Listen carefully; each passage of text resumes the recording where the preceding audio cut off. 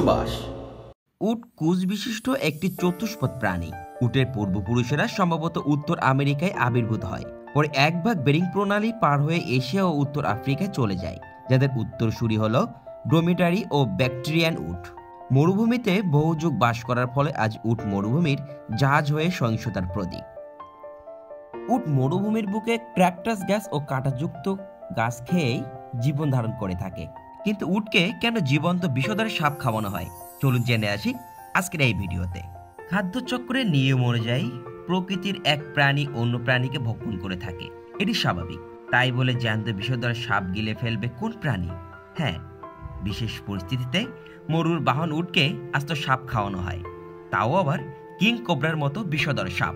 উট এমনিতে খুব শান্তশিষ্ট প্রাণী, এমন নিরীহ গোছের একটি প্রাণীকে সাপ খাওয়ানো হয় কেন? তথ্য প্রযুক্তির কল্যাণে আজকাল সামাজিক যোগাযোগের মাধ্যমে উটকে সাপ খাওয়ানোর ভিডিও প্রায় দেখা যায়। বস্তুত হায়াম নামের উটের এক অদ্ভুত রোগের চিকিৎসায় এটি করা হয়।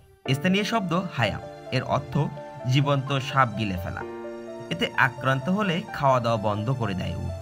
ধীরে ধীরে ফুলে শক্ত হয়ে যায় শরীর, তৈরি হয় রক্তশূন্যতা। এছাড়া গর্ভপাত, মৃত বাচ্চা প্রসব প্রভৃতি জটিলতা হয়ে থাকে। চিকিৎসা করা না হলে মারা যেতে পারে।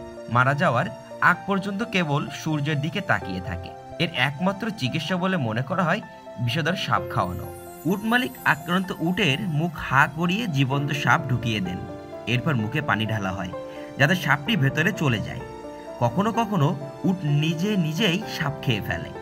সাপের বিষ সারা শরীরে ছড়াতে শুরু করলে খুব তৃষ্ণার্ত হয়ে পড়ে উট, তখন প্রচুর পানি পান করতে থাকে। এই অবস্থা চলতে থাকে মোটামুটি 6 থেকে 8 ঘন্টা।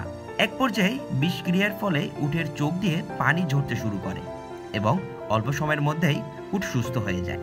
উটের চোখ নিঃসৃত এই পানিকে বলা হয় তিরইয়াক। এটি স্থানীয় বাসিন্দাদের কাছে খুবই গুরুত্বপূর্ণ। অত্যন্ত যত্ন সহকারে তারা এটি সংরক্ষণ করেন।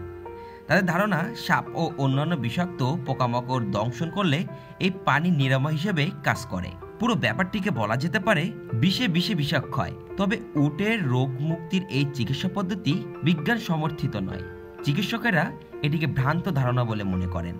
তাদের মতে উটের পরিপাকতন্ত্র অত্যন্ত শক্তিশালী। সাপের কামড় যেমন উটকে কাবু করতে পারে না, তেমনি সাপ গিলে ফেললেও খুব সহজে তা হজম হয়ে যায়। মরুভূমির মতো প্রতিকূল পরিবেশে জীবন ধারণ করতে গিয়ে উট হরহামেশা সাপের চেয়েও বিষাক্ত খাবারও প্রাণী খেয়ে থাকে, যেসবের তুলনায় সাপের বিষ অতি নগণ্য ব্যাপার। বিজ্ঞানীরা মনে করেন উটের সাপ খাওয়া বা খাওয়ানো বিশেষ কোনো বিষয় নয়। এর কোনো ইতিবাচক দিকও বৈজ্ঞানিকভাবে প্রমাণিত নয়। এটি নেহাতি একটি কুসংস্কার। তবে স্থানীয়দের মতে হায়াব নামক এই রোগ থেকে মুক্তি পেতে উটকে খাওয়ানো হয় বিষধর সাপ। এভাবেই তাদের রীতিনীতি চলে আসছে। ভিউয়ার্স, এমন সব ভিডিও পেতে আমাদের সাথেই থাকুন। কথা হবে অন্য একটি ভিডিওতে।